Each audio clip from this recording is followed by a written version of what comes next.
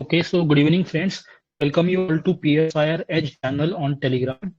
So this is the first lecture of topic number 9, United Nations. So as you all know, we are doing back to basics quick revision series for paper 2 section 1 political science optional.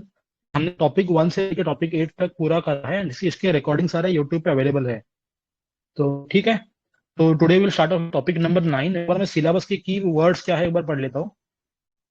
तो इसमें आप देख सकते हो screen पे topic 9 United nation के बारे में है. इसमें दिया है कि एनविसाइज रोल क्या है, एक्चुअल रिकॉर्ड क्या है, फिर स्पेशलाइज्ड यूएन एजेंसीज कौन से हैं, एम्स क्या है इनके एंड फंक्शनिंग कैसा होता है, नीड फॉर यूएन रिफॉर्म क्यों है. तो ये बेसिक 3 ही पॉइंटर्स दे रखे हैं सिलेबस में. और एक बार देखिए प्रीवियस ईयर क्वेश्चंस कैसे आए हैं, जस्ट चेक इट आउट. ठीक है, तो मैं एक बार बस कीवर्ड बताऊंगा, पूरा क्वेश्चन ही पढ़ते हैं. तो इंटरनेशनल ऑर्डर के एफर्ट्स जो है उसको मेंटेन करने के पोस्ट कोल्ड वॉर में कितने सक्सेसफुल हुए हैं, कितना नहीं हुआ है. फिर यूएन फेल हुआ है, डू यू एग्री और नॉट एग्री. ये ट्रांसनेशनल टेररिज्म के बारे में पूछा है. फिर what are the major impediments to UNSC reforms.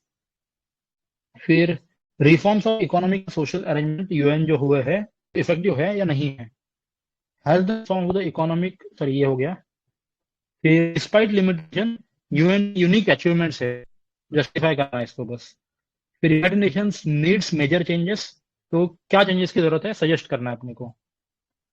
फिर प्रीडोमिनेंस ऑफ यूएसए का यूएन के फंडिंग में कैसा है. रेलेवेंस ऑफ यूएनएससी रिजोल्यूशन 1325, ये 20 नंबर के लिए पूछा था यूपीएससी ने ना. तो ये सिर्फ सिक्योरिटी ऑफ वुमन के बारे में कुछ कॉन्फ्लिक्ट जोन में था एंड हम लोग जनरली ऐसा नहीं था ना डिटेल में, इतना ट्रिकी क्वेश्चन था मतलब. फिर क्रिटिकल एनालाइज करना है major changes in the role of UN since the onset of new millennium. फिर वेरियस स्पेशलाइज्ड एजेंसी कौन सी है, उसके एम्स क्या है, ऑब्जेक्टिव्स क्या है. फिर functioning of UN specialized agency क्या है. आईसीजे के ऊपर कमेंट आया था, एक कमेंट ऑन आईसीजे. फिर evaluate role of ICJ in interstate dispute. फिर कंपल्सरी जुरिसडिक्शन क्लॉज एक है under the statute of ICJ, ये क्या है. फिर आईएलओ के बारे में क्वेश्चन है. UN peace keeping and domestic conflicts, human rights and UN system. UN today is more of a social service organization than an exclusive security oriented body. तो critically examine करना है. एक और स्टेटमेंट है, from the start UN became microcosm of world policies with the developments within the institution tending to mirror the atmosphere and happenings outside its walls. ठीक है, तो ये मिरर ऑफ सोसाइटी बता रहा है. अरे शशि थरूर का भी स्टेटमेंट है सिमिलर इसमें. फिर इंडिया एंड यूएन जो अपन पेपर 2 सेक्शन 2 में पढ़ते हैं उसके बारे में कुछ क्वेश्चन दिए हैं, तो हम दोनों भी टॉपिक कंबाइन कर रहे हैं इसमें, इंडिया एंड यूएन का एंड यूनाइटेड नेशन के बारे में. ठीक है, तो इसमें bring out the objectives of India seeking permanent seat in UNSC. फिर वही इंडिया का क्वेस्ट जो है क्या वो सही है या फिर ड्रीम है सिर्फ. India way to permanent seat के लिए क्या क्या इम्पेडिमेंट्स है. फिर India largest and consistent country है एंड पीस कीपिंग दे रहा है, इसके बारे में बात करें. पीस कीपिंग ऑपरेशन में इंडिया कॉन्ट्रीब्यूशन में 3-4 क्वेश्चन पूछे गए. 17 में आया है, 19 में आया है, 2008 में आया है. फिर यूएन पीस कीपिंग का एक और आया क्वेश्चन, रोल प्ले क्या करा है. फिर यूनाइटिंग फॉर कंसेंसस के बारे में क्वेश्चन है, कॉफी क्लब वो अपोज कर रहे हैं तो क्यों कर रहे हैं, उसके ऑब्जेक्शन क्या है. फिर क्रिटिकल एनालाइज करना है चाइना का रोल इंटरनेशनल पॉलिटिक्स में against India demand for permanent seat in UN. The UN completes 75 years of its establishment in 2022. ठीक है, रिफॉर्म्स क्या पूछ रहे हैं इंडिया. इंडिया का पर्सपेक्टिव क्या है यूएनएससी के रिफॉर्म के बारे में. तो यही सब है, देखते हैं यार इसको वन बाय, है ना.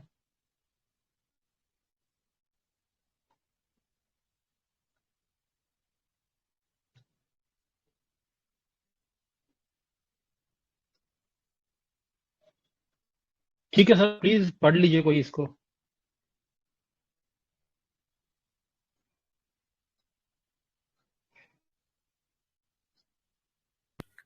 मैं पढ़ता हूँ.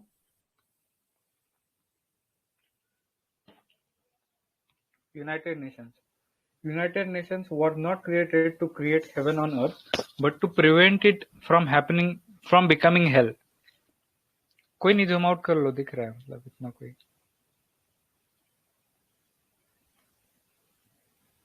ठीक है। Objectives of United Nations. As mentioned in preamble, the envisaged role of UN is to save succeeding generations from the to prevent to save succeeding generation from scourge of war. It also aims to promote the respect for human rights, recognition of equality of status of nations, big or small, social progress, and better standard of life in larger freedom. The three pillars of UN system are protection of world peace, protection of human rights, protection of development, promotion of development. Actual record. The actual record of UN has to be measured with respect to the United Nations achievement in realizing the core objectives. First, UN achievement in maintaining peace. Unfortunately, because of East and West conflict, UN could not take any effective role in its prime objective. Collective security has recognized नीचे कीजिए थोड़ा अदृश्य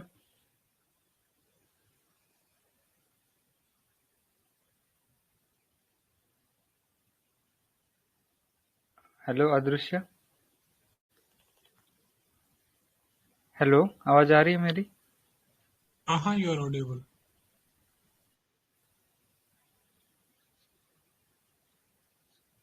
हाँ, नीचे scroll करिए।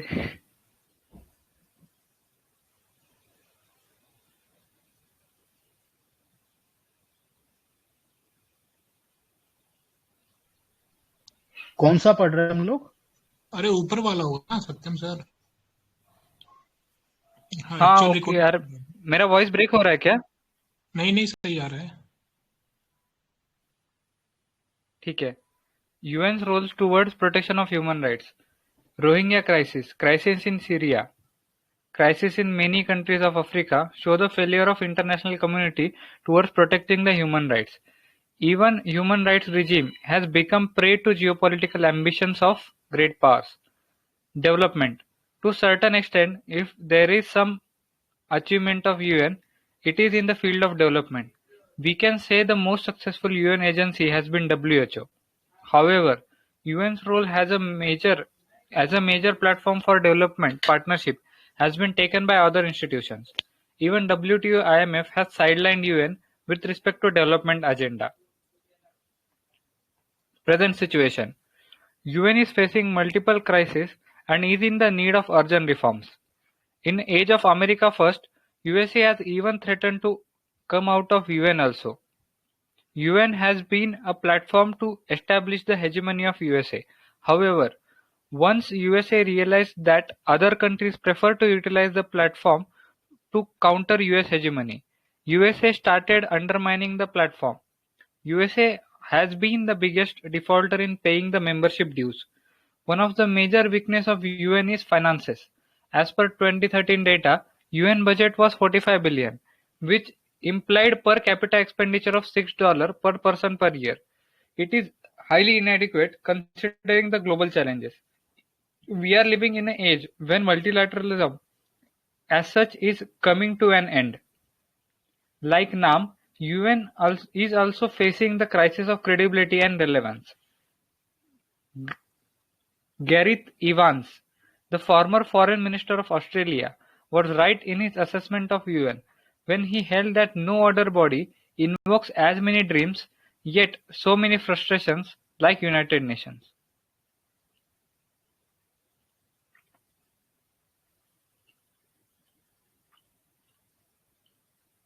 तो summarise कर देंगे यहाँ तक कोई? नवीन सर आप कर लोगे? सर मैं कर देता पर मैंने थोड़ा लेट ठीक ज्वाइन है, किया था। हाँ कोई इशू नहीं सर। ऑब्जेक्टिव्स क्या क्या है देखो एक बार यूएन के, तो पीएम में मेंशन है ऑब्जेक्टिव्स के। तो इसका मेन ऑब्जेक्टिव है to save the succeeding generations from the scourge of war. मतलब एक कीवर्ड रख है ना कि to save the successive generations from the scourge of war. ये किसी ने स्टेटमेंट में बोला है ना कि UN was not created to create heaven on earth but rather to prevent scourge of war. ये किसने बोला है? हैमर ने बोला, डॉग हैमर समथिंग। हाँ, डैग हैमर्सजॉब। यूएन हाँ, वाज ऊपर क्रिएटेड है वो। टू, हाँ ठीक है, फिर आगे देखते हैं कि वही है मतलब recognition of equality of status, small social progress करना है। तीन पिलर क्या क्या है? Protection of world peace, protection of human rights and promotion of development. तो world peace, human rights and promotion of development, ठीक है।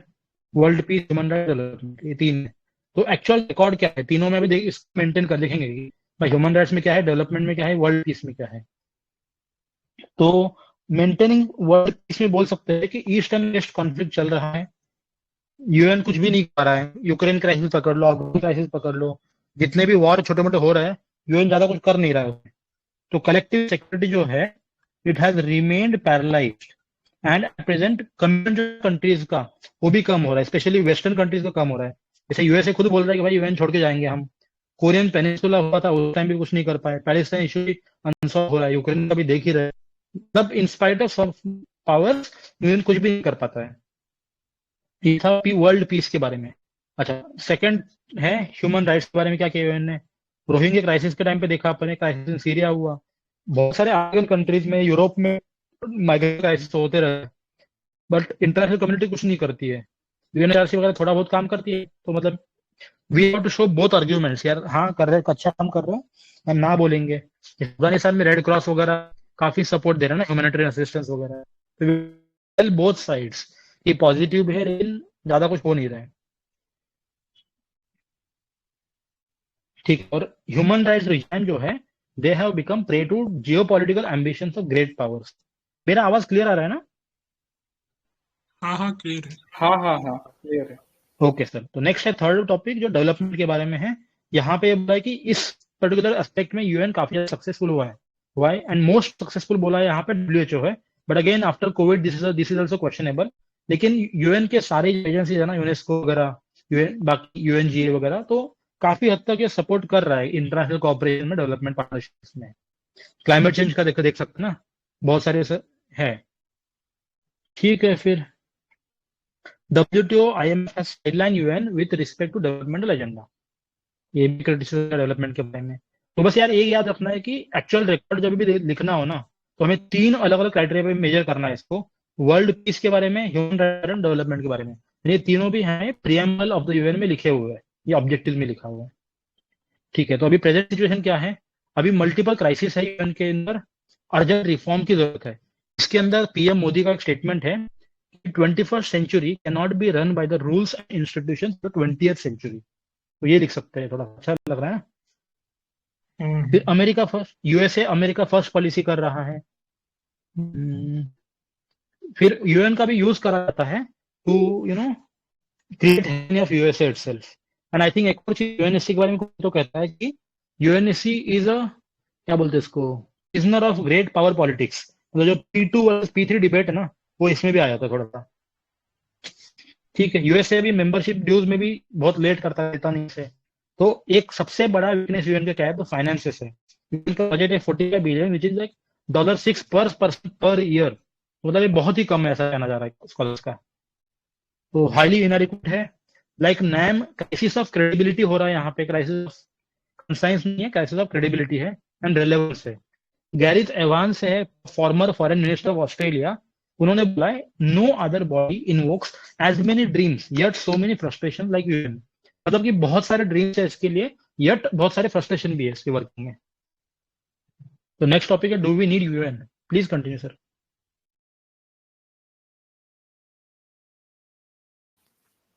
Okay. Do we need UN? According to former Secretary General Ban Ki-moon, we need more UN than less UN. The rise of global threats have gone beyond the capacity of single nation, including the superpower, to deal on its own. Has UN failed? It is not UN's failure, it is our failure. We can quote former US President Truman. On the event of inauguration of UN, he held that UN is a malleable to wishes of those who are running the institutions. It cannot be more successful than what we desire.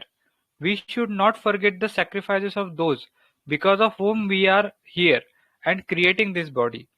If we do not fulfill the objectives of UN, We will be betraying such men and women who sacrifice their lives in hope of peace and justice. UN reforms. Why reforms are needed? Some form of the institution of global governance is always needed. Even we and UN, we will have to recreate UN. Hence, it is better to reform UN. Reform is natural in the evolution of any institution so that it remains relevant. What reforms are needed? Institutional reforms. Reforms of UN Charter.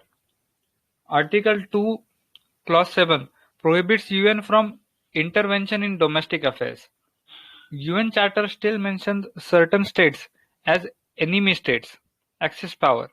They are all now UN members, aspiring for permanent membership. Reform in General Assembly. No reform is needed, but better coordination is required between General Assembly and Security Council. Reforms in UN Security Council discussed in detail below. ECOSOC. Number of agencies have grown too much in number with huge overlapping. Hence, streamlining is needed. Trusteeship Council. This body has no work now. It has long completed its work. Either abolish this body or give new mandate to the body. Example governing the global commons, space, Antarctic, etc. UN Secretariat. Address red tapeism, right sizing of bureaucracy, greater representation from developing countries, training and capacity building. Peacekeeping. It needs more budget. However, Trump administration has announced cut of $600 million. Refer separate article on UN peacekeeping. Financial reforms. Increase the budget. All countries should pay their due in time. Ensure independent source of income. For example, towing tax. Tax on international financial transactions. Handling corruption. How to reform? Institutional reforms except secretariat reforms requires amendment of UN Charter. Article 108 of UN Charter deals with amendment. It is extremely rigid. That is why UN Charter has been reformed only 5 times since its birth. Example, to increase strength of non-permanent members in UNSC. To increase the strength of members of ECOSOC. Proposal for amendment has to be initiated by 2/3 members of General Assembly, passed by 2/3 members. This 2/3 requires consent of P5 also. Then it has to be ratified by the domestic ratification procedure in 2/3 of the countries. Okay, तो यहाँ तक कर दीजिए summarise. हाँ मैं try करता हूँ। यहीं से है क्या ऊपर से? हाँ थोड़ा ऊपर है थोड़ा सा अदृश्य।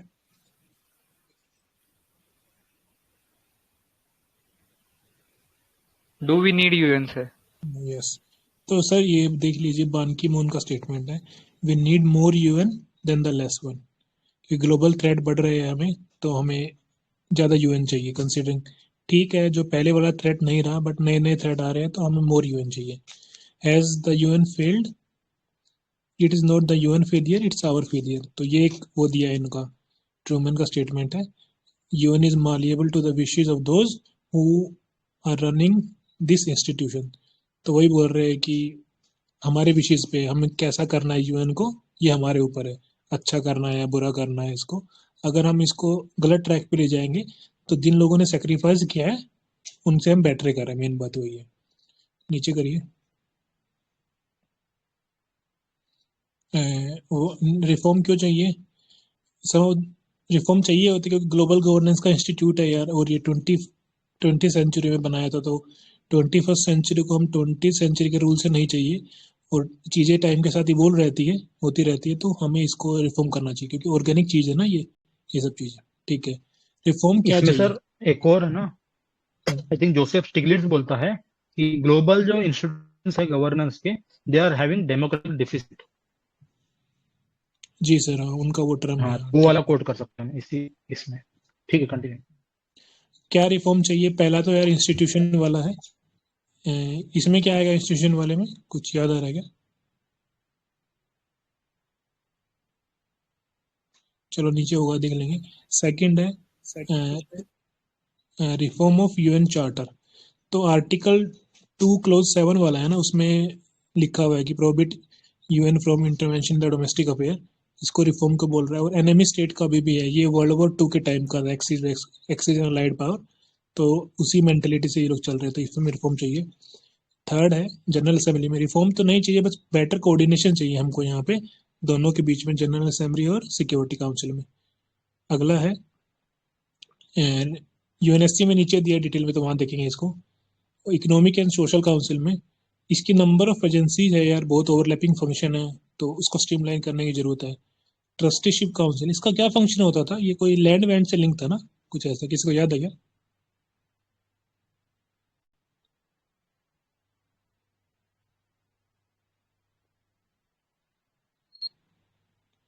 कुछ ऐसा था कि लैंड को गवर्न करना था, तो वो अब मतलब आउटडेटेड हो गया, इसलिए इधर ये लिखा हुआ है ना कि इसका जो मैंडेट था वो खत्म हो गया, तो इसको नया मैंडेट दीजिए।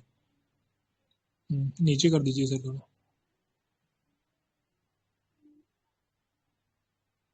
तो बोल रहा है इसको नए जैसे स्पेस वगैरह, एंटार्क्टिक ये वगैरह दीजिए, ठीक है।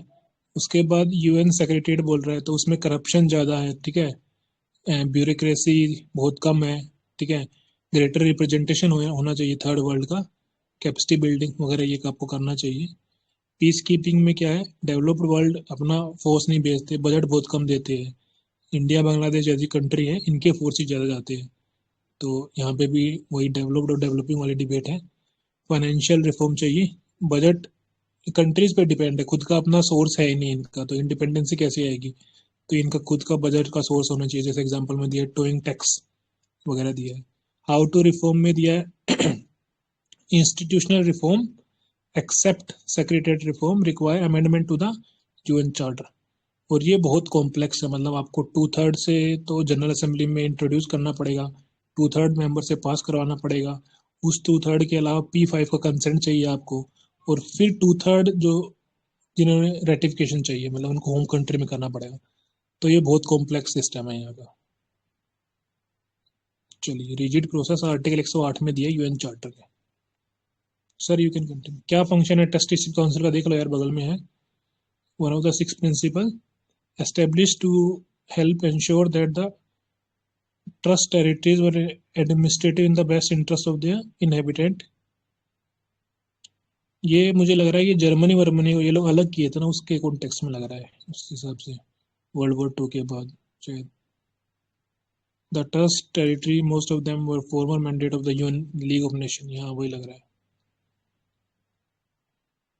चलो Satyam sir you can continue. Okay. UNSC.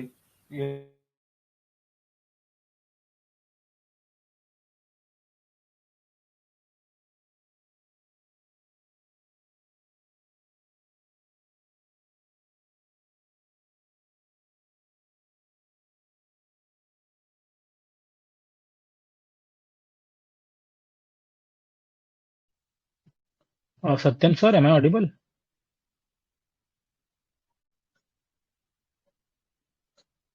आपका आवाज नहीं आ रहा है, लगता है उनका वॉइस ब्रेक हो रहा है। कोई और पढ़ सकता है क्या इसको?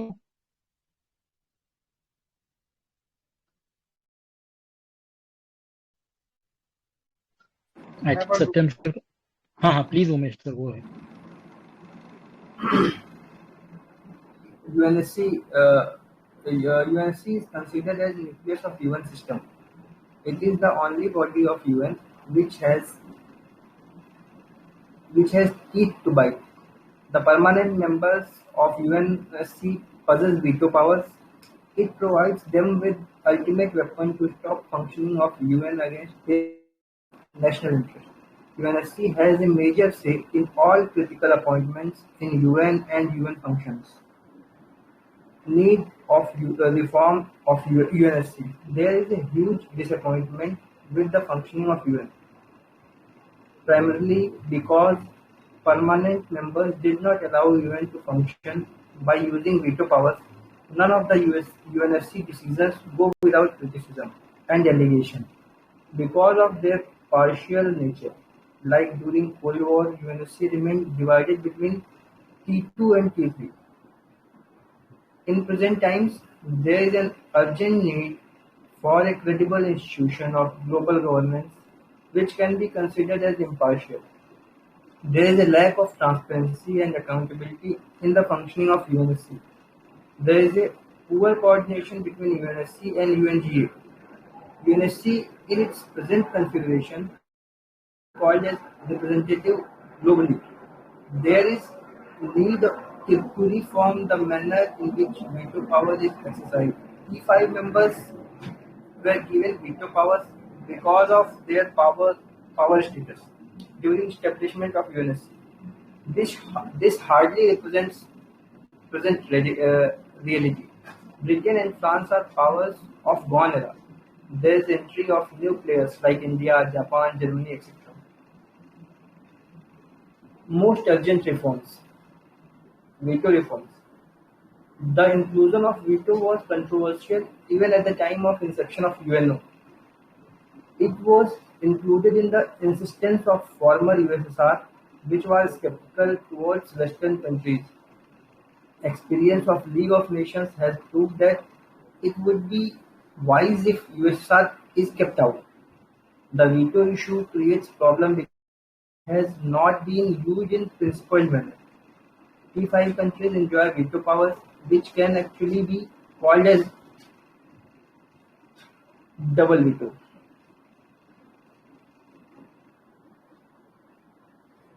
Concept of double veto. The total strength of UNSC is यार 50. वॉइस ब्रेक हो रहा है क्या? थोड़ा हो रहा है। थोड़ा ही आ रहा है ना? ठीक, मैं पढ़ लूँ क्या आगे? आप पढ़ लो सर, आप पढ़ लो। हाँ, मेरा सर पढ़ लो आप सर। ठीक है, तो concept of double veto क्या है? Total strength of UNSC 15. The subjects in UNSC are categorized into two types: procedural matters. On procedural matters, affirmative vote of any 9 members is sufficient. दो अलग अलग टाइप्स है, एक प्रोसीजरल मैटर्स है, एक substantive matters है। प्रोसीजरल वाले में एनी 9 मेंबर का सफिशिएंट है। सब्सटेंटिव मैटर में affirmative vote of 9 members is needed subject to the condition no permanent member uses veto. ठीक है, तो वीटो प्रोसीजरल मैटर में नहीं होता है बट सब्सटेंटिव मैटर में लग जाता है। फिर however, the decision regarding which matter is substantive and which is procedural is decided by P5. Thus, P5 has veto in 2 stages. Hence, it is called a double veto.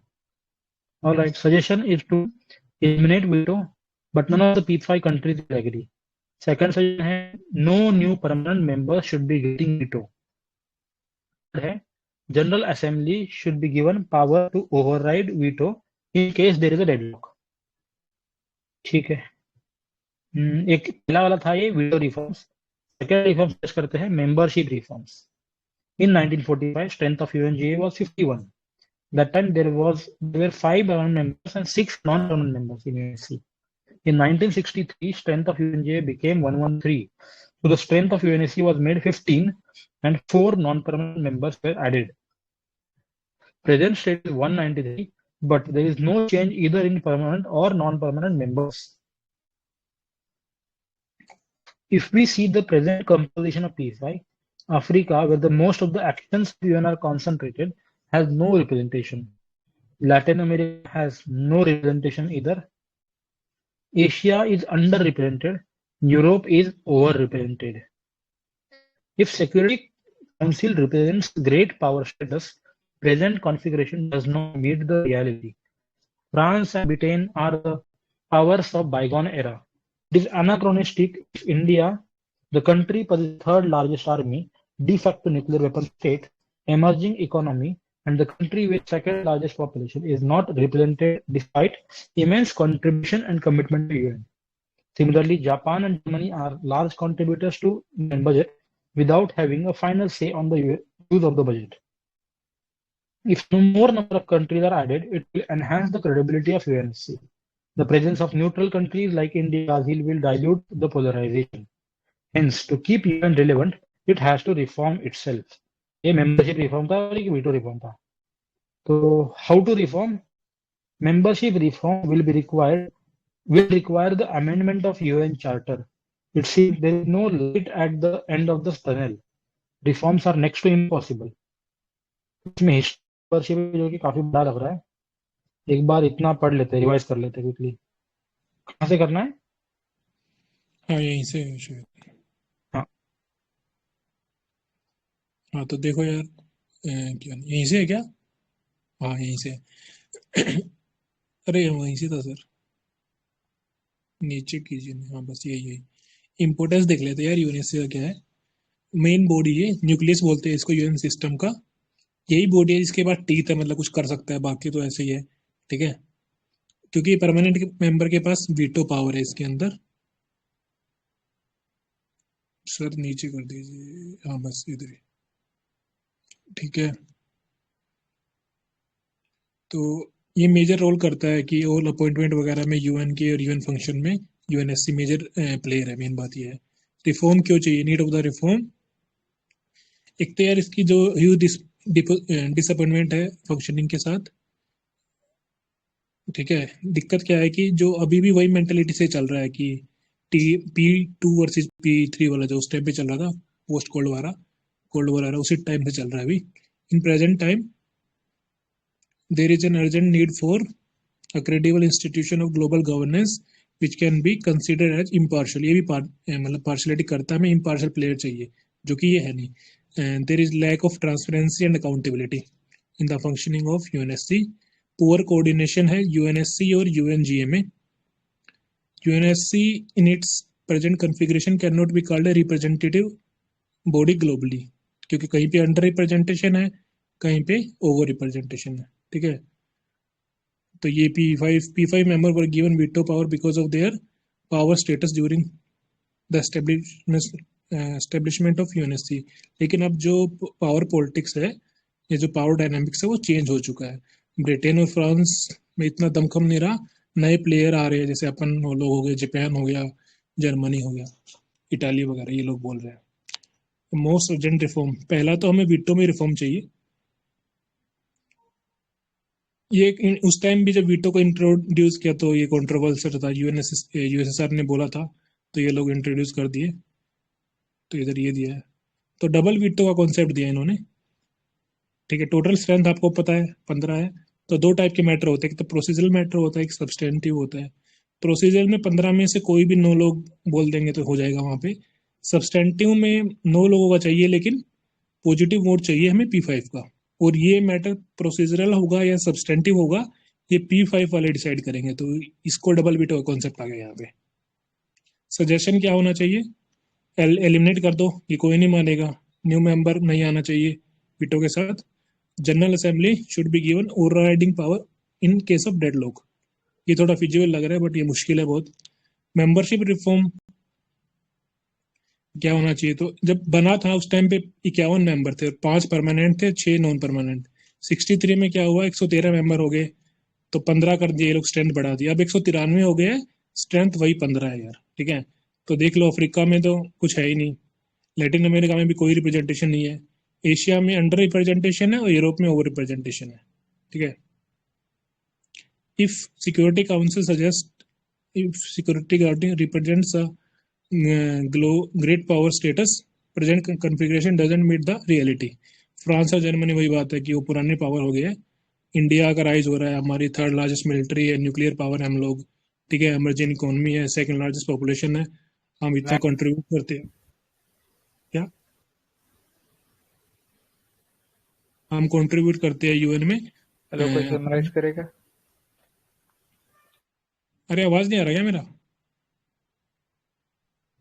हाँ sir, आ रहा है। और इस रात कंटिन्यू, ठीक please है। Continue. हमारे पास हमारी जो क्रेडिबिलिटी बता रहे हैं ये लोग, हमें मेंबरशिप क्यों मिलनी चाहिए।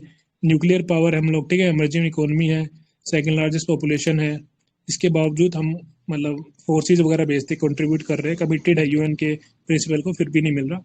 सिमिलरली जापान और जर्मनी वाला भी यही है, वो लोग बजट अच्छा खासा देते हैं, बस बजट में कैसे यूज करना उसमें से नहीं है, ठीक है। If more number of member countries are added, it will enhance the credibility of UNSC.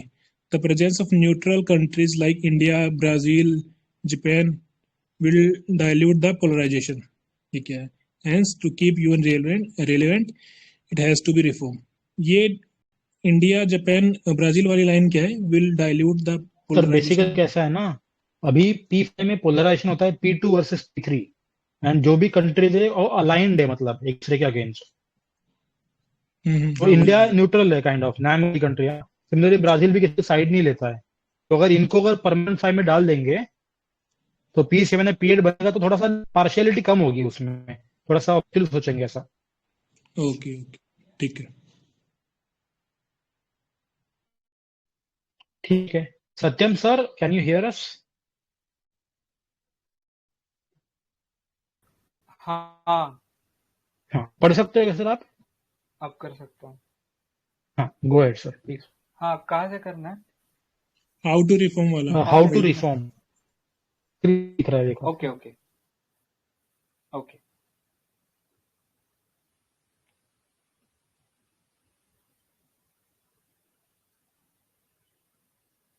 How to reform?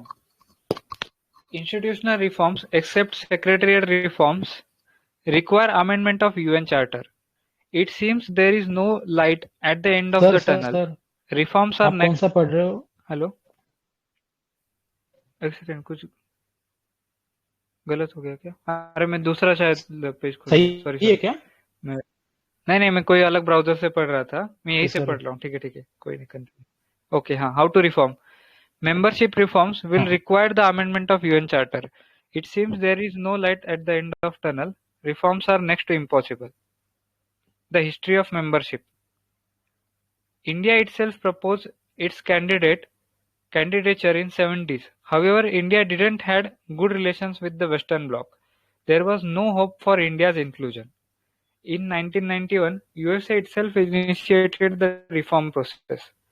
After Germany and Japan's contribution to 1989 Gulf War, USA proposed their inclusion as a permanent members.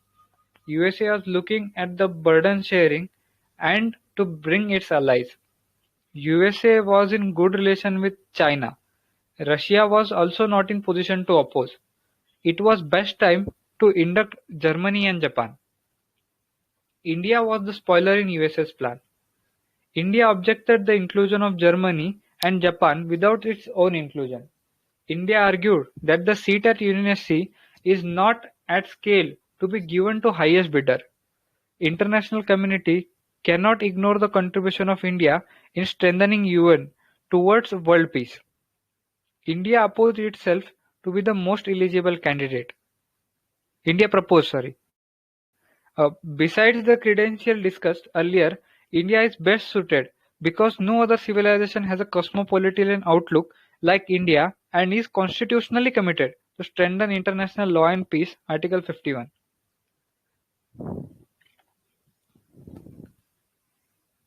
Response of international community.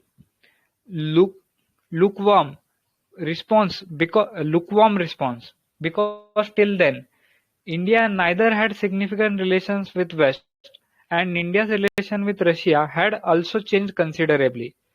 Russia had pro-West policy.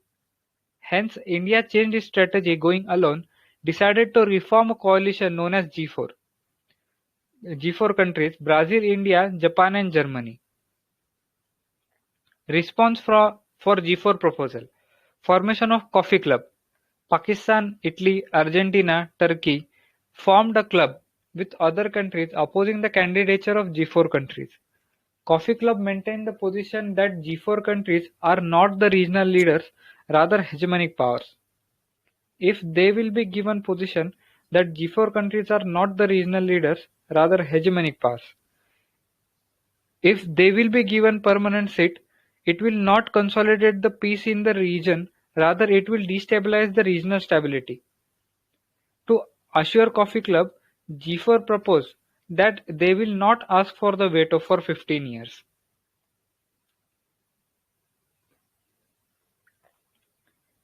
Response of African Union. Azulvini Consensus of African Union. It proposed that there must be 2 members from Africa and there would be no expansion without veto. However, still there is no consensus among African countries over which two countries will be represented from Africa. Demand from Muslim countries. OIC and Arab League proposed a representation of Muslim countries because most conflict-prone region is Middle East and lot of UN intervention. What are other problems in reform? If Germany is present, Europe will become more overrepresented. Since European Union has formed common foreign and defense policy, it has been proposed that all European seats should be merged and create a seat of EU to be occupied by these countries by turn. Neither Britain nor France agreed. No consensus over candidates from Latin America and Africa. Coffee Club has brought Uniting for Consensus resolution, which suggests that any amendment or expansion of membership will be done only by consensus in General Assembly.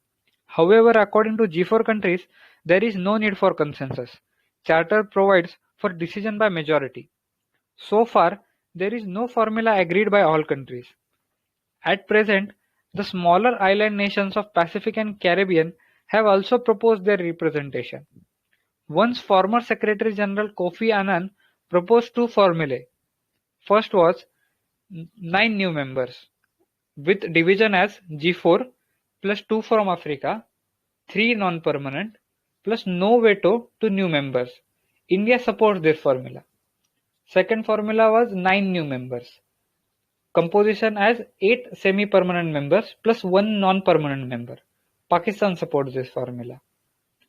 In 2015, UNGA adopted the resolution for text-based negotiations by consensus. Now each country will give written submissions and discussions will be on the formal text.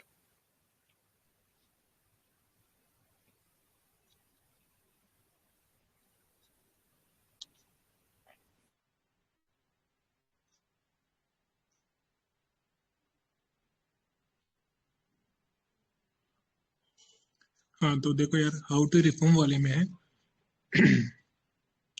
Amendment चाहिए UN charter में, ऐसा बोल रहा है। तो अभी तक लग नहीं रहा कुछ होगा इधर। हिस्ट्री ऑफ मेंबरशिप देख लो, तो ये चलता रहा P5 वाला। तो 91 में यूएस को सपना आ गया कि हमें थोड़ा बर्डन कम करना चाहिए, तो जर्मनी और जापान का कंट्रीब्यूशन को लेके गल्फ वॉर में, तो ये लोग उसके मेंबरशिप प्रपोज कर दिए उस टाइम पे। बट इंडिया ने फिर बोला कि ये अच्छी बात नहीं है, तो इंडिया स्पॉइलर था, तो बोला कि हम लोग इतना काम कर रहे हैं जो अपना। India argued that the seat at the UNSC is not for the sale, ठीक है। हाईएस्ट बिडर को नहीं मिलना चाहिए, कमिटमेंट भी नाम की कोई चीज होती है। Can not ignore the contribution of India in strengthening the UN towards world peace, ठीक है। India propose itself a most eligible candidate, ठीक है। क्यों बोला? बिकॉज हम मोस्ट सूटेड थे। No other civilization has a cosmopolitan outlook like India. और अपन का जो आर्टिकल है 51 कॉन्स्टिट्यूशन का, वो बोलता है इंटरनेशनल पीस, लॉ ऑर्डर को अवॉइड करना, वर्ल्ड पीस के लिए काम करना, ये सब, ठीक है। फिर काफी रिस्पॉन्स ऑफ इंटरनेशनल कम्युनिटी का क्या लुक फॉर्म में टिकता है। उस टाइम पे रशिया और यूएस के रिलेशन अच्छे होते थे, तो इंडिया को कुछ ऐसा मिला नहीं। इंडिया का वेस्ट के साथ रिलेशन भी अच्छा नहीं था, रशिया के साथ भी नहीं था, ठीक है। तो अपन ने अपनी जो स्ट्रेटजी थी उसको चेंज किया। पहले हम अकेले बात करते थे, हमने ग्रुपिंग बना ली G4। हमारी ग्रुपिंग को काउंटर करने के लिए कॉफी क्लब बनाया। तो ब्राजील का राइवल अर्जेंटीना होगा कॉफी क्लब में, इंडिया का राइवल कॉफी क्लब में पाकिस्तान हो गया, जापान का राइवल कौन होगा इधर, हुआ क्या नहीं इधर, तो जर्मनी का टर्की होगा शायद, जापान का अर्जेंटीना, कुछ ऐसा होगा। तो इनके राइवल कंट्री आपस में ऐसे कॉफी क्लब बना लिया इन्होंने। तो कॉफी क्लब ने बना कि जो डिसीजन होगा ना, अच्छा, कॉफी क्लब ने बताया कि ये रीजनल पावर नहीं है G4 वाले, ये हेजमनिक पावर है। अगर इनको मेंबरशिप दे दिया परमानेंट, तो रीजन में इंस्टेबिलिटी आ जाएगी, ठीक है। To assure the coffee club G5 proposed they won't ask for veto for 15 years. तो ऐसा हुआ उस टाइम पे। ये देख लो मैप पे कौन सा कंट्री कहाँ पे है। फिर अफ्रीकन लोग भी बोलने लगे, उनका था EZULWINI कंसेंसस है उनका कोई, अफ्रीकन यूनियन। उन्होंने बोला कि 2 मेंबर हमारे होने चाहिए, लेकिन ये नहीं कौन क्या होगा। तो इधर फिर मुस्लिम लोग भी बोलने लगे, मुस्लिम कंट्रीज अपनी OIC एंड अरब लीग, क्योंकि उन्होंने बोला कि यार मोस्टली जो कॉन्फ्लिक्ट होते हैं वो मिडिल ईस्ट या फिर वेस्ट एशिया में रहते हैं, तो हमको भी रिप्रेजेंटेशन चाहिए थोड़ा बहुत। तो ये लोग भी बोले। फिर अदर प्रॉब्लम्स क्या है, अगर जर्मनी को दे दिया तो फिर वही बात है, वो रिप्रेजेंटेशन हो जाएगा। तो एक सोल्यूशन यही है कि ईयू को दे दो, और केस मतलब कि रोटेशन बेसिस पे जो मेन पावर है यूरोप की, वो लोग उसको प्रेसिडेंट बने उस टाइम पे। बट ब्रिटेन एंड फ्रांस नहीं चाहते ऐसा कुछ हो।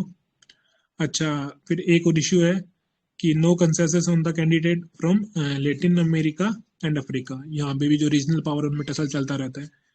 Coffee club has brought uniting for consensus. उन्होंने बोला कि जो भी मेंबरशिप रिफॉर्म होगा ना, वो कंसेंसस से होना चाहिए। बट आर्टिकल 108 में कुछ ऐसा दिया नहीं। G4 का आर्ग्यूमेंट ये है, मतलब इसलिए वहां पे डिसीजन है वो मेजोरिटी से होना चाहिए, 2/3 से, ना कि कंसेंसस से। ठीक है, तो so for there is no formula agreed by all countries. ठीक है, तो ये स्मॉल कंट्री जैसे पैसिफिक कैरिबियन वाला, ये लोग भी मांग रहे हैं अपना रिप्रेजेंटेशन, हमें भी दिखाओ यार कुछ। तो कोफी अन्नान ने कुछ फॉर्मूले प्रेजेंट किए हैं, जिसको एक इंडिया सपोर्ट करता है, एक पाकिस्तान करता है। पहला है 9 न्यू मेंबर हो गए, G4 वाले अपन हो गए उसमें, 2 अफ्रीका से हो गए, 3 नॉन परमानेंट हो गए, no veto to new members, हम इसको सपोर्ट करते हैं। दूसरा फॉर्मूला है 9 मेंबर्स, इसमें 8 होने चाहिए सेमी परमानेंट और 1 होना चाहिए नॉन परमानेंट, पाकिस्तान इसको सपोर्ट करता है। ठीक है, 2015 में कुछ ये लोग रेजोल्यूशन अडोप्ट किए, resolution for tax based negotiation by consensus. ठीक है, नाउ ईच कंट्री, सब लोग अपना कुछ देंगे, उसके बाद डिसीजन होगा। तो कंसेंसस वाले पे डेड लोग है इधर।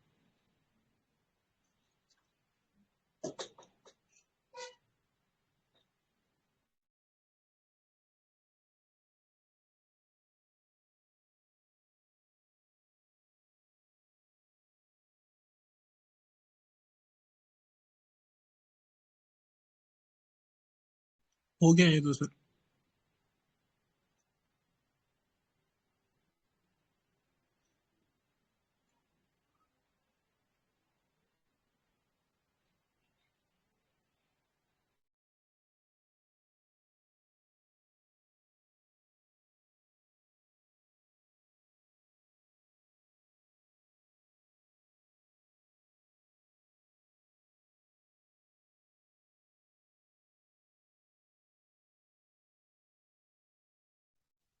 सत्यम सर।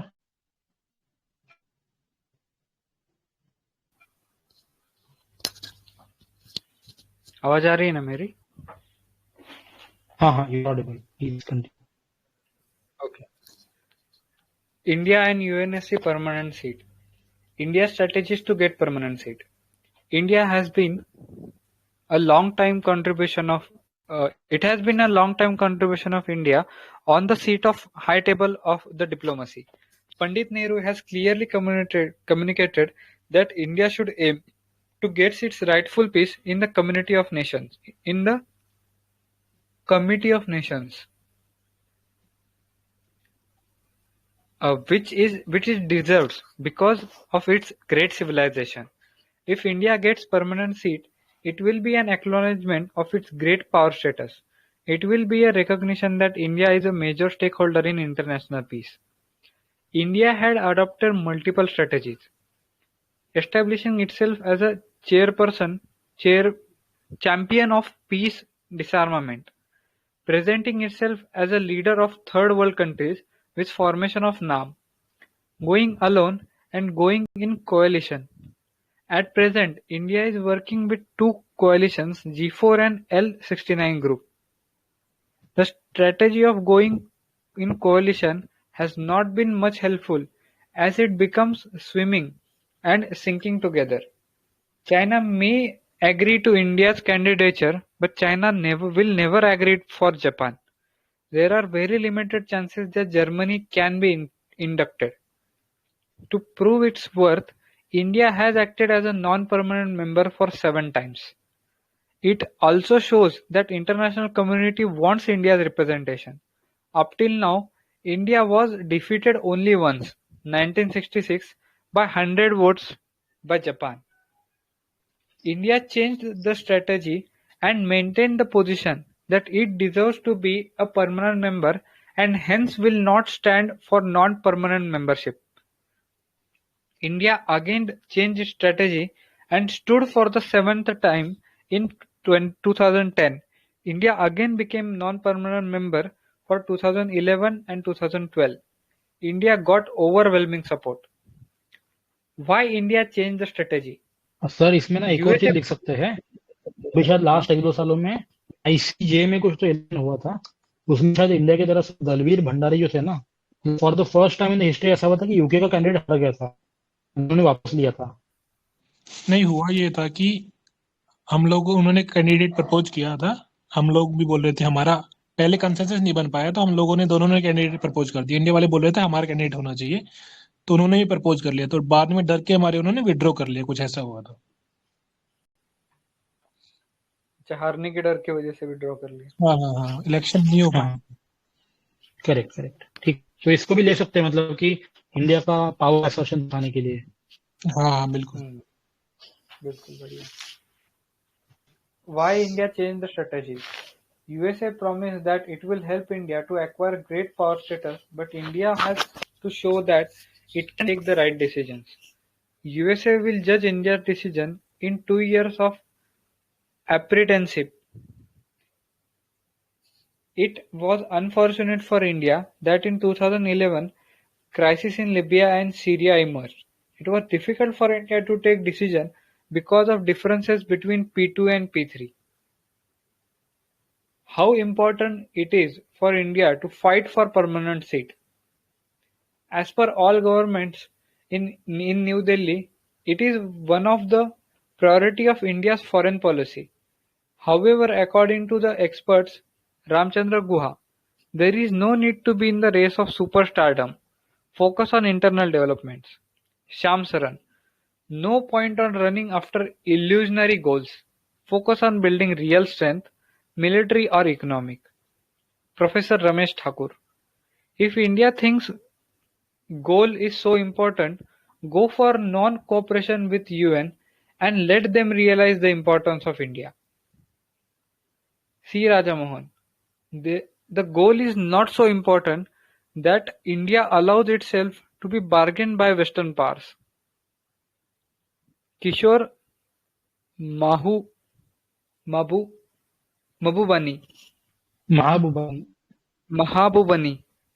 Okay.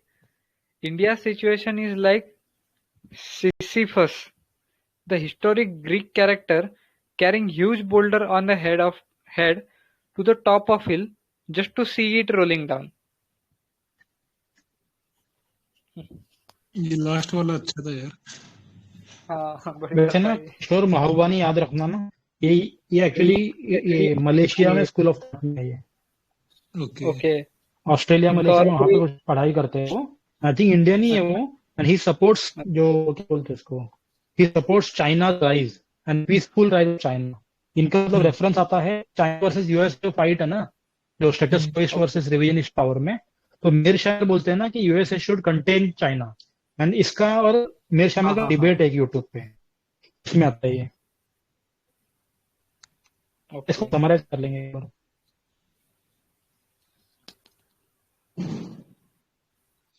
हाँ तो देखो यार, India strategy to get a permanent seat, अपना एम्बिशन रहा यार स्टार्टिंग से ही, ठीक है। पंडित नेहरू ने बोला था कि राइटफुल प्लेस हमको लेना है कमिटी ऑफ नेशन में, क्योंकि we deserve that thing being a great civilization and constitutional abiding power.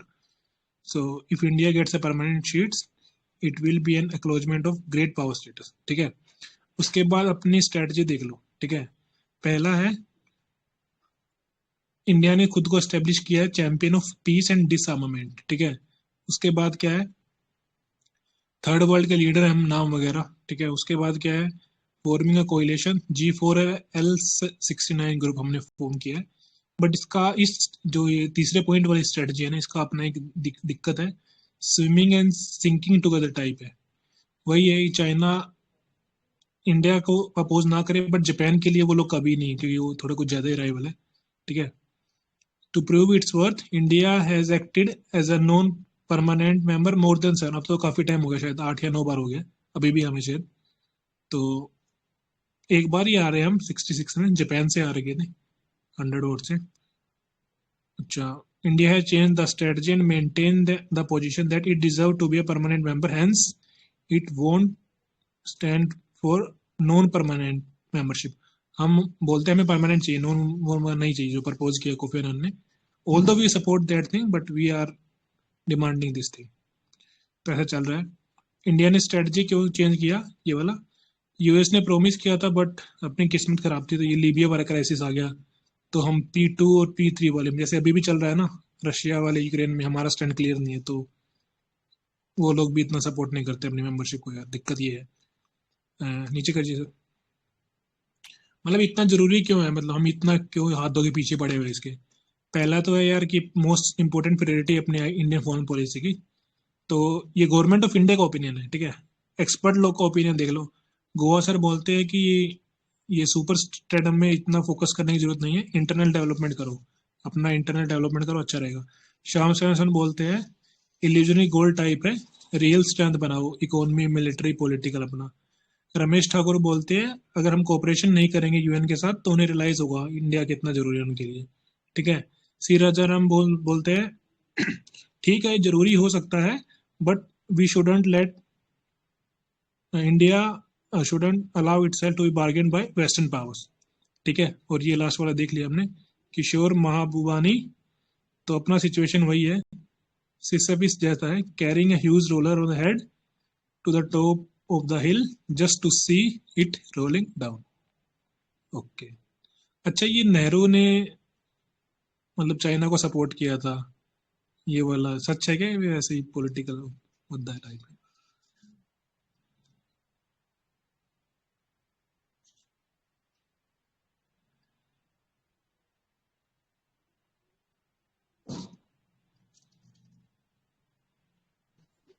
Sir लगता नहीं सच होगा, मतलब कोई ऑप्शन नहीं था। मतलब ऐसा पढ़ा है उस बारे में कि इंडिया को ऐसा किसी ने ऑफर नहीं करा भाई तुम बन जाओ।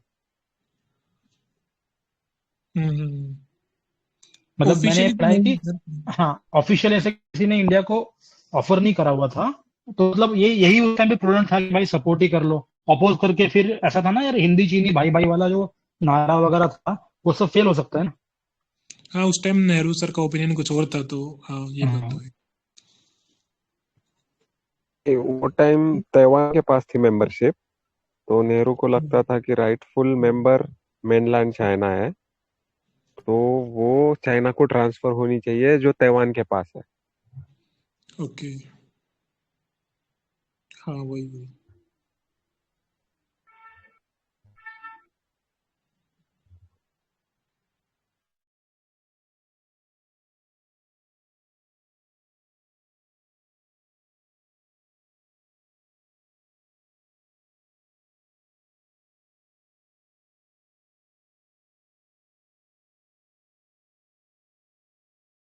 किसी को कुछ ऐड करना है इसमें, जो भी अपन ने जितना ही पढ़ा यूएन के बारे में, किसी को कुछ anybody has anything add?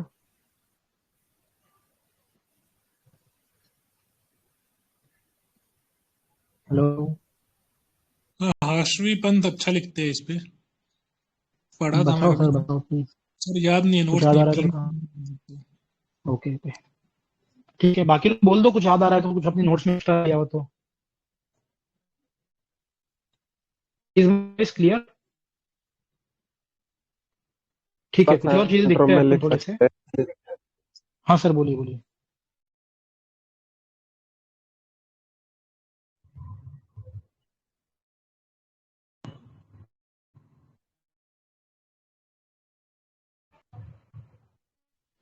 Is my voice Audible?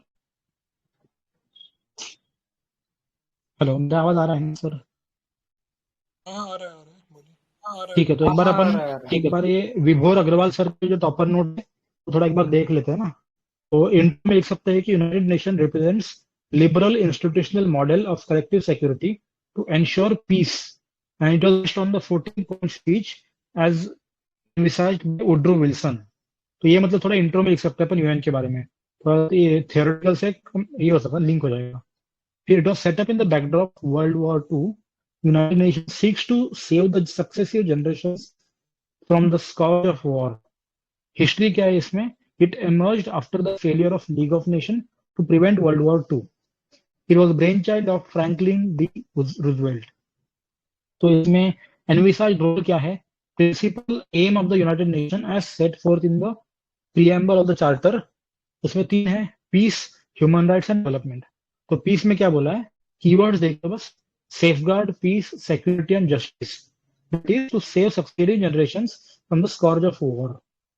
Human rights में बोलते हैं to reaffirm faith in fundamental human rights, to uphold and respect for international law. Development में बोलते हैं to promote social progress and better standards of life. It envisages peace.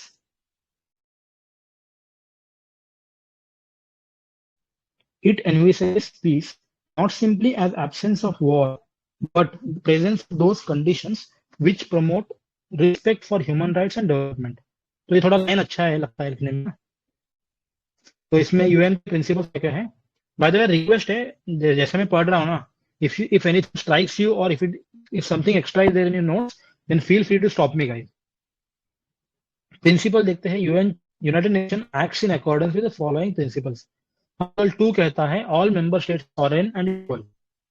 2/2 all to fulfill their obligations under the charter in good faith. कि सब लोग settle their international disputes by peaceful means without endangering international peace, security and justice. Article 2(4) they are to refrain in their international relations from the threat or use of force against any other states. So Article 2(5) to give UN assistance in any action it takes in accordance with the charter. Article 2(6) organization shall ensure states not member of the UN shall act as far according to the principles to maintain international peace. 2(7) United Nations shall not intervene in the matters which are essentially domestic ones for any state except when it is acting to enforce international peace. तो एक बार फिर से देख लो, बस keyword याद रख लो, इसको use कर सकते हैं बहुत जगह पे। Sovereignty, equality, obligations under charter fulfil करने हैं, डिस्प्यूट्स बाय पीसफुल मींस से सॉल्व करने हैं, यूज ऑफ फोर्स नहीं करना है, यूएन को असिस्टेंस प्रोवाइड करना है वेयर रिक्वायर्ड। फिर वी हैव टू एंश्योर कि अदर स्टेट जो यूएन मेंबर नहीं है वो भी इंटरनेशनल पीस में बाधा ना डाले। फिर UN will not intervene except for the enforcement of international peace. वो एक गैरेथ इवांस है, एक्चुअल रिकॉर्ड के बारे में बताते हो in his article valuing the United Nations. तो बोलते हैं कि no other organization embodies as many dreams yet so many frustrations. तो यूएनएससी को prisoner of great power manoeuvring बोलते हैं।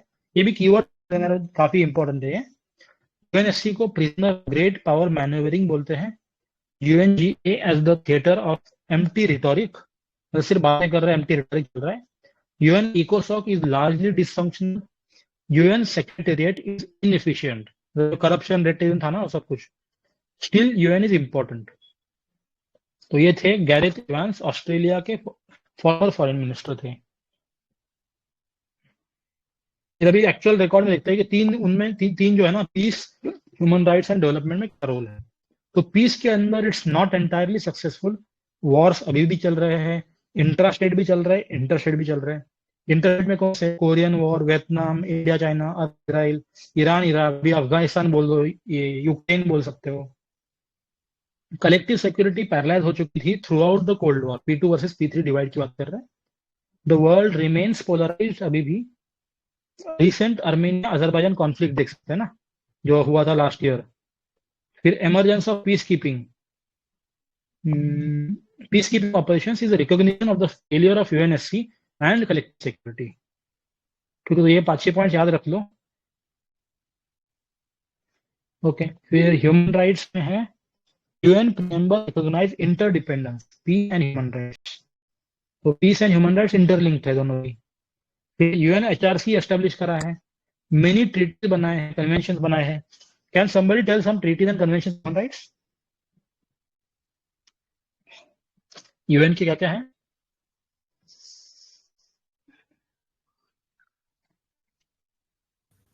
पेरिस कन्वेंशन है क्या?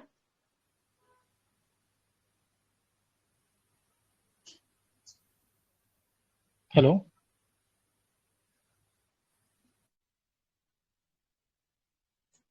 Hello,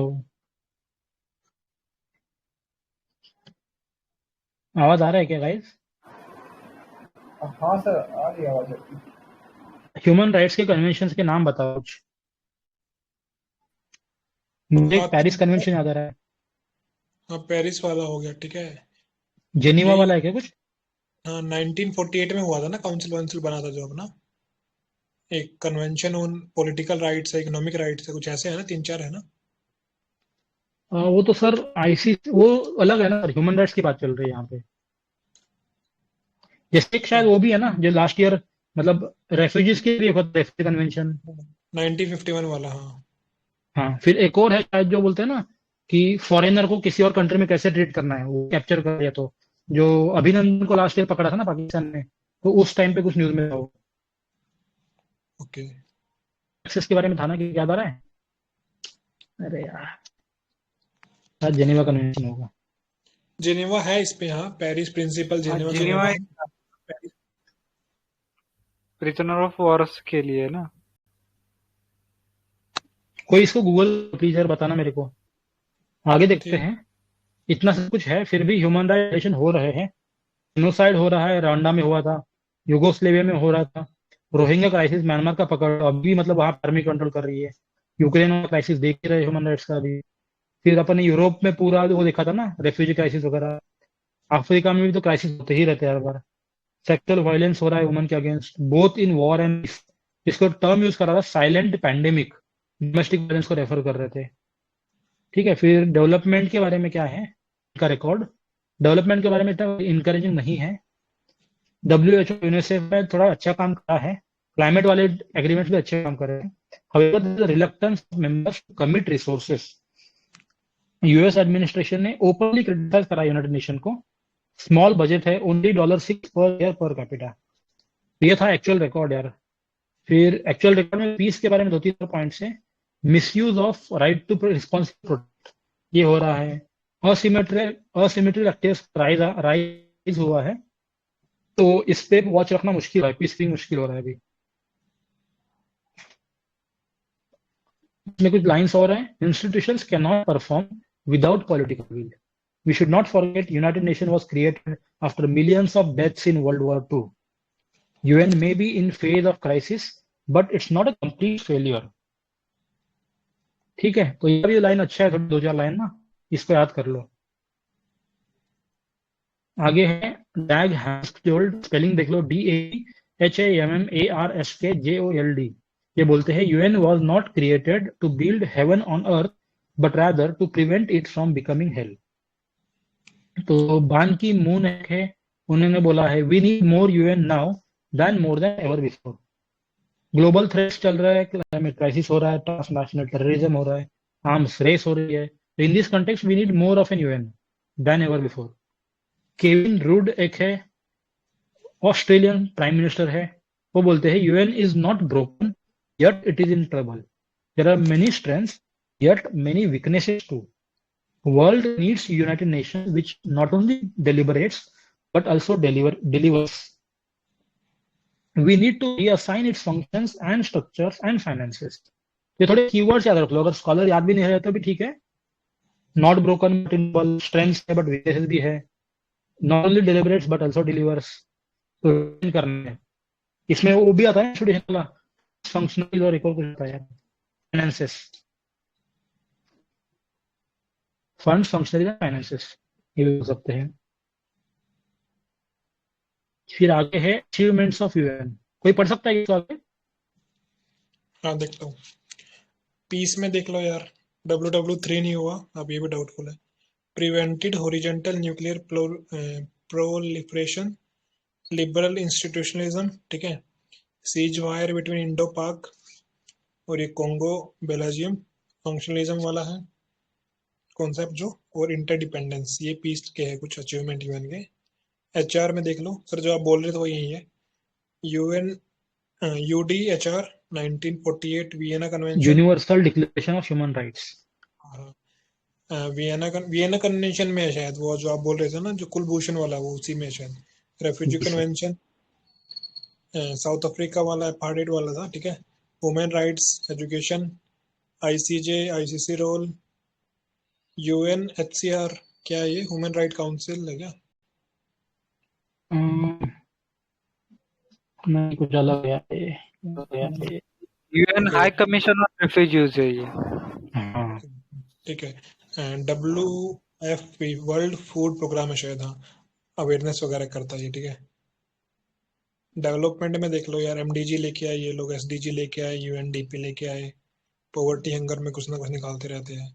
UNESCO education social cultural organization है।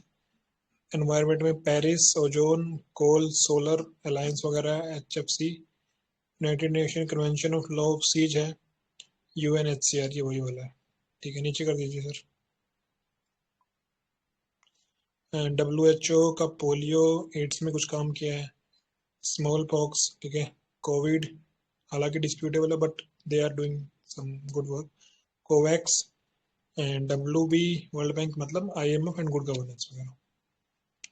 फिर नीचे है solve the tragedy of the common, Paris climate treaty, और जो ये ईरान वाली डील है JCPOA, ठीक है। Joint comprehensive plan of action P5+1। हाँ, P5+1 जर्मनी है, ठीक है। पर्सपेक्टिव है कुछ स्कॉलरली, रिलीज में वॉल्स बोलते हैं collective security UNSC manipulated by hegemonic state, ठीक है। Example P3 versus P2, United States influence in Korean war, nuclear weapon stopped, WW3। तो ये इनका ओपिनियन है, मतलब ये, ठीक है। एक तो राइवलरी चली रही है, UN का इन्फ्लुएंस देख लो कोरिया वगैरह में, और बोल रहा है कि इसमें ना एक्चुअली केनिथ वॉल्ट्ज बोलते हैं ना कि nuclear weapons weapons of peace. अपन ने जो डिटरेंस वाली थियरीज थी ना, डिटरेंस वाले, उसमें पढ़ा था। तो realist scholar like Kenneth Waltz call for nuclear proliferation. उससे मतलब और होगा ही नहीं कभी, ऐसा उनका मानना है। और उसमें भी एक और स्ट्रैंड था मेरशैमर, जो बोलते हैं कि सिलेक्टिव प्रोलिफरेशन करना है, पूरा प्रोलिफरेट नहीं करना है। इसमें फिर स्कॉट सगान थे जो बोलते हैं मैडमैन थियरी दिया था उन्होंने। एंड इसमें शायद एक और है कोई, तो छोड़ो इसको, आगे जो।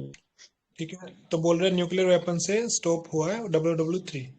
सोशल कंस्ट्रक्टिविस्ट का ओपिनियन देख लो, international organisation are product of ideas and construction, this reflect intersubjective consciousness of member. तो वही है कि यार सब आइडिया पे होता है, सब आप क्या सोचते हो सामने वाला उस पर डिपेंड होता है। तो ये उसी का प्रोडक्ट है, इनका ओपिनियन ये है। इसी में सर ना एक और स्टेटमेंट है, आई थिंक शशि थरूर कहते हैं, United nation ultimate is the mirror of society. जैसे सोसाइटी सोचेगी वैसे ही नेशन सोचेंगे, वैसे ही यूनाइटेड नेशन सोचने वाले हैं।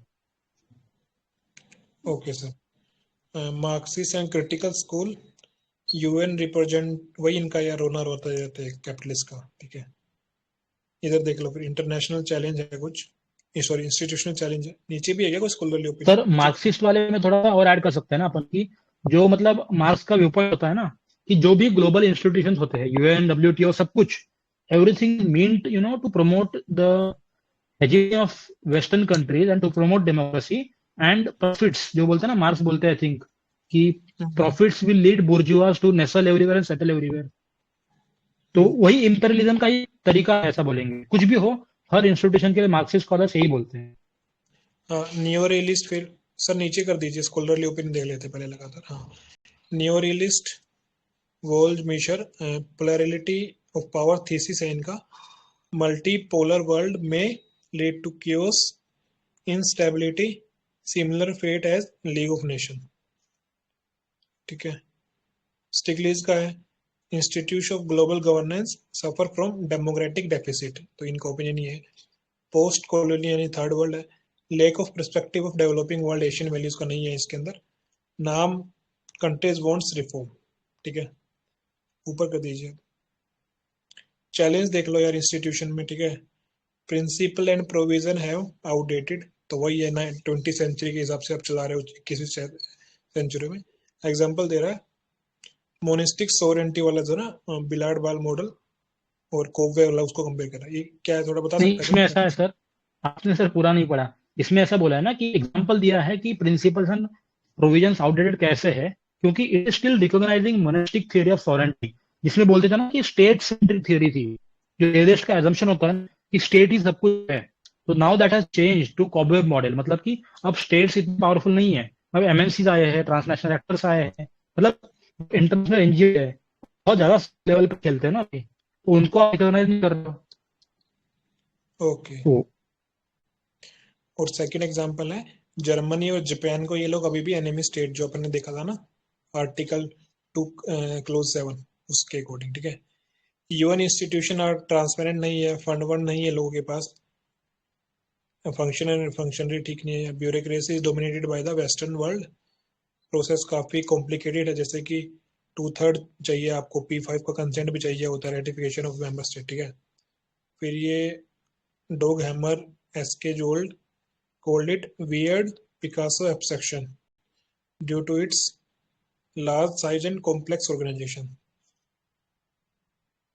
and divergence in working of UNSC and UNSC क्या है, नॉट रिप्रेजेंटेटिव है, और UNGA क्या है, डिसेंट्रलाइज्ड है। तो यहाँ भी ये लोग कोऑर्डिनेट नहीं कर पाते, ये दिक्कत क्यों भी है। इश्यूज देख लो UNSC में जो स्पेसिफिक है, वीटो वाला दिक्कत है जो हमने देखा था ना, double veto substantive and procedural वाला।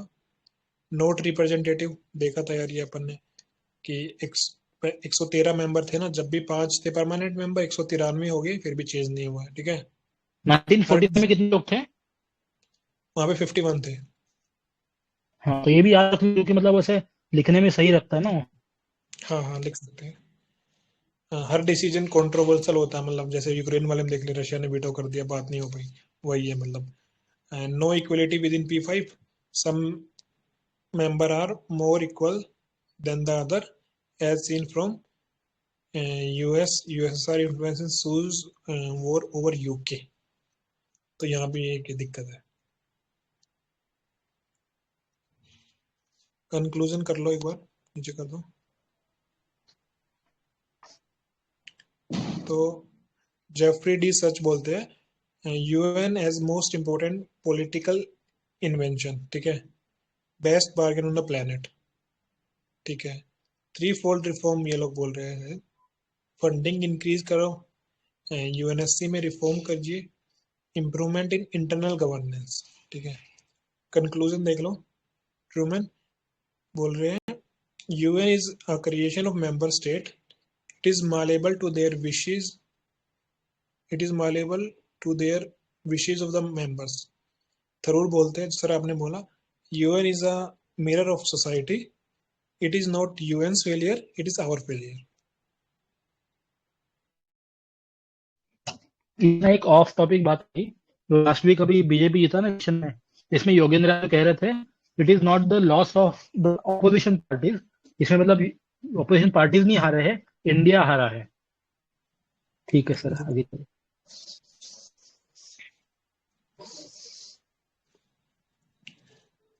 अरे कोई और पढ़ दो यार, सत्यम सर, मेरा गला सूख गया।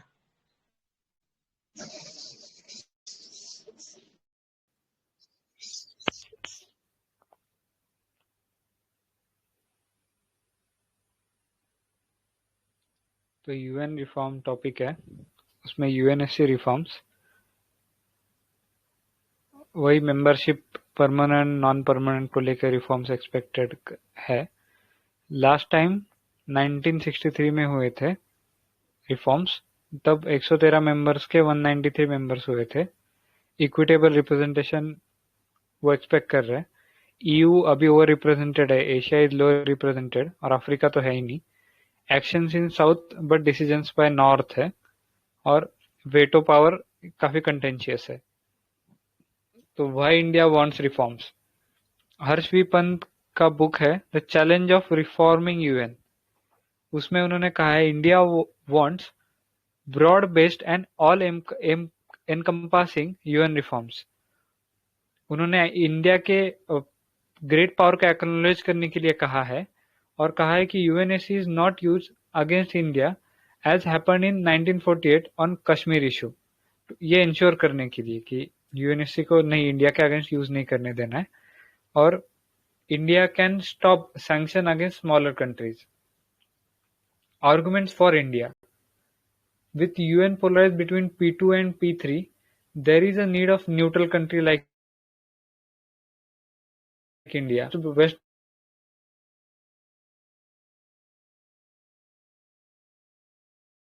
blocks। सत्यम सर, आपका वॉइस ब्रेक हो रहा है, मैं पढ़ लेता हूँ। आर्ग्यूमेंट्स फॉर इंडिया क्या है? With UN polarized between P2 and P3, there is a need for neutral country like India, which can act as a bridge and take a principled stand. India is the second most populous country. Democratic civilization है, historical tolerance वगैरह दिखाया अपन ने, contribution है peace keeping के लिए. India is the leader of the third world. मेरा आवाज clearly आ रहा है ना गाइस? प्लीज कंफर्म कर दो जस्ट. हाँ आ रहा है आप ही कंटिन्यू करो. ओके, तो India is the leader of the third world, नाम का तो लीड करा है. इंडिया का आइडियोलॉजी जो है ना वो नॉन एग्रेशन का है, मतलब कि वसुदेव कुटुंबकम की बात करते हैं हम. कॉस्मोपॉलिटन कल्चर है हमारा, टॉलरेंट कल्चर है. It is in line with the liberal institutionalism, जो उड्रो विजन के आइडियाज है ना उसी के पे अपना भी है. डेवलपमेंट एड देते हैं हम अफ्रीका को एंड बाकी बहुत सारे कंट्रीज को भी. ठीक है, तो इसमें G4 कंट्रीज क्या कौन से हैं? India, Germany, Brazil and Japan. Great powers है, राइजिंग इकोनॉमी सारे के सारे. They all prefer majority rule for UNSC expansion.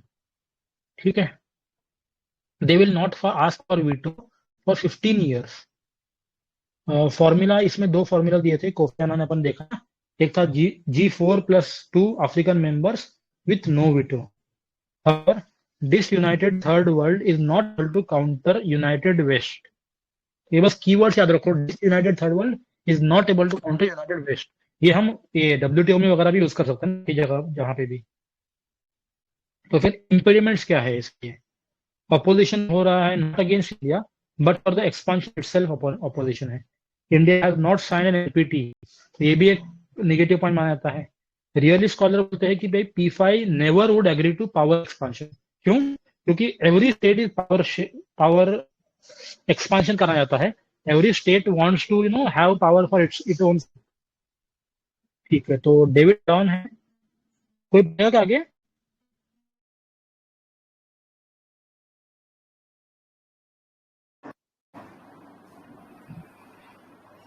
Sir पढ़ूं क्या मैं?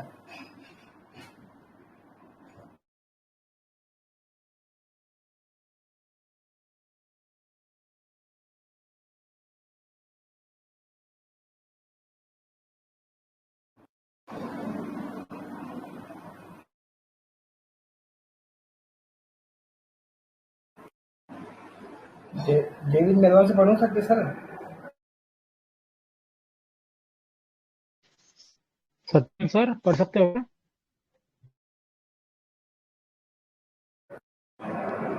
मेरा नेट ऑन ऑफ हो रहा है. ठीक है, मतलब और डेविड मेलॉन बोलते हैं कि rely more entitlements rather than hardcore realist bargaining on UN platform. There is no free lunch in the world. तो डेविड मेलॉन का आर्ग्यूमेंट याद रख लो है ना, कि इंस्टेड ऑफ फोकसिंग ऑन हम क्यों डिजर्व करते हैं, हमें बार्गेन करना चाहिए, हम क्या दे सकते हैं. ठीक है, कॉफी क्लब एक ऑपोजिशन मेंबर का क्लब है. पाकिस्तान, इटली, अर्जेंटीना है इसमें, टर्की भी शायद इसमें. G4 are hegemony power and regional bullies है. यूनाइटिंग फॉर कंसेंसस रिजोल्यूशन आए थे वो, मतलब रिफॉर्म होंगे वो कंसेंसस से होने चाहिए, मेजोरिटी से नहीं होंगे. इसी को अपोज करते हुए G4 बोलते हैं कि आर्टिकल 108 के अंदर लिखा है कि भाई मेजोरिटी से करना है. अच्छा, फिर they support formula 2 of Kofi Annan, इसमें बोलते हैं कि भाई सेमी परमानेंट मेंबर्स बनाओ 4 के लिए.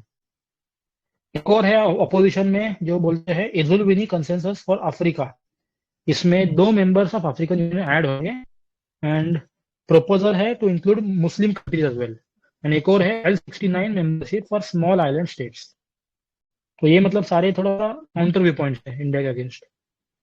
कुछ स्कॉलरली ओपिनियन दिया है. RC गुहा बोलते हैं there is no need to go for race for super stardom, we should focus on internal development. Kishore Mahbubani ने बोलते हैं कि India is acting like Sisyphus pushing immense boulder up a hill only to witness it rolling down. Sisyphus क्या है? Greek का character है. ठीक है, राजा बोलते हैं कि India should not allow itself to be bargained by western powers for the sake of permanent membership.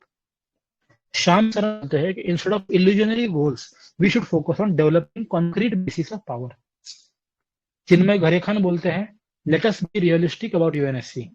Semi permanent membership demand करनी चाहिए अपन को, ऐसा बोल रहे हो. ये भी थोड़ा याद रखो, यूनिक व्यू पॉइंट है ना. थोड़ा रियलिस्टिक होना चाहिए, आइडियलिस्टिक स्टैंड लेना चाहिए. सेमी परमानेंट मेंबरशिप मिल जाए तो भी चलेगा. प्रोफेसर रमेश ठाकुर बोलते हैं कि नॉन कोऑपरेशन करो यूएन के साथ में, let them realize the importance of India. तो उनका एक और स्टेटमेंट है कि G20 is what UNSC should ideally be. More power can not come out more responsibility. India का कॉन्ट्रीब्यूशन सिर्फ $20 मिलियन है, तो फिर वही मतलब हमें ध्यान से कॉन्ट्रीब्यूशन बढ़ाना पड़ेगा हमको। ये देख लो, इनकी फोटोज है तीनों, if that helps you revise better. 2015 में टेक्स्ट बेस्ड नेगोशिएशंस आए थे, USA Russia did not respond. ये क्या नेगोशिएशंस थे, ये कुछ पता है कुछ?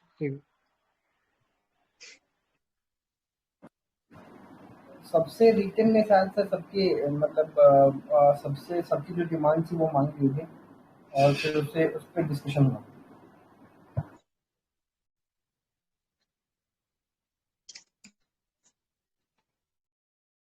आई थिंक यही होगा कि मतलब मैक्सिमम लोग बोलते हैं ना हम सपोर्ट कर रहे हैं, हम सपोर्ट कर रहे हैं, तो उसी को लिख के डिस्कस करने की बात हो रही थी शायद। वैसे और कुछ है तो बोल दो, इसमें किसी को पता हो तो।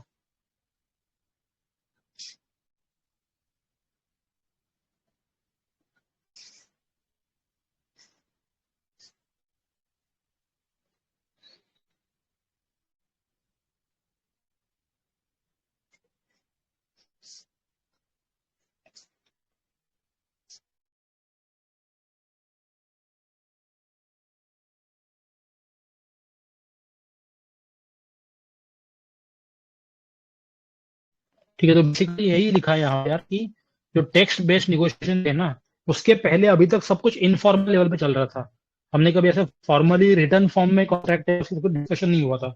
ये पहली बार 2015 में ऐसा बोला था ना कि ये टेक्स्ट बेस्ड नेगोशिएशन लिख के होने वाले थे।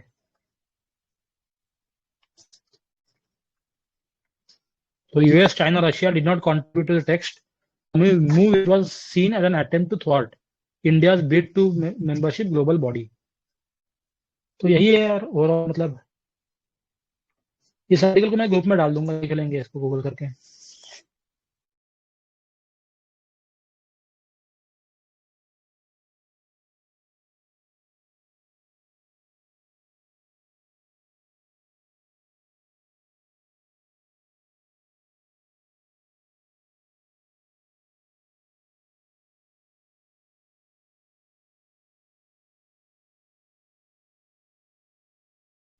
ठीक है, ऑल राइट गाइस, किसी को ऐड कर रहे हैं इसमें? If not then we can end the session. आज हमने यूएन डिस्कस किया एंड इंडिया का स्टैंड था यूएनएससी में। इसमें इसमें अगर किसी को ऐड करना है तो बता दो।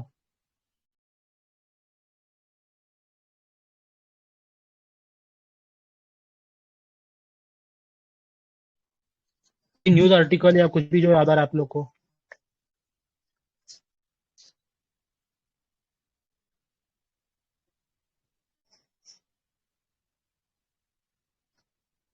कोफी अन्नन का कोट देख लो, more than ever before in human history we share a common destiny, we master it only we together. ये कोफी अन्नन का है। एंड बाकी मुन क्या था?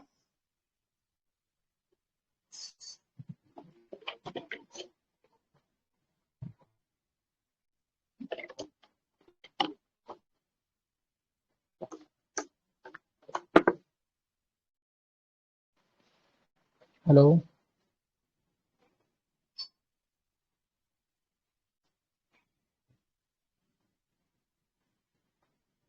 ठीक है चलो मुझे देन। याद नहीं आ रहा सर। बान की मून यही बोलते हैं यार कि we need United Nation more than ever before.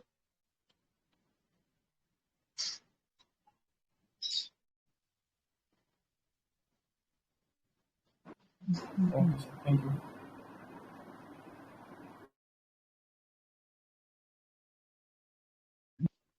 ठीक है, all right friends, thank you very much for all your inputs and thank you for participating. Tomorrow we shall continue this, will be doing second part of this. तो इस time पे अगर किसी को add करना हो तो प्लीज देख के आना नोट्स में से वगैरह, कुछ ऐड करना हो बता देना। चलो, thanks guys. And for those who are watching on YouTube, please like, share and subscribe to our channel. Links for which are given in the description box below. Thank you guys.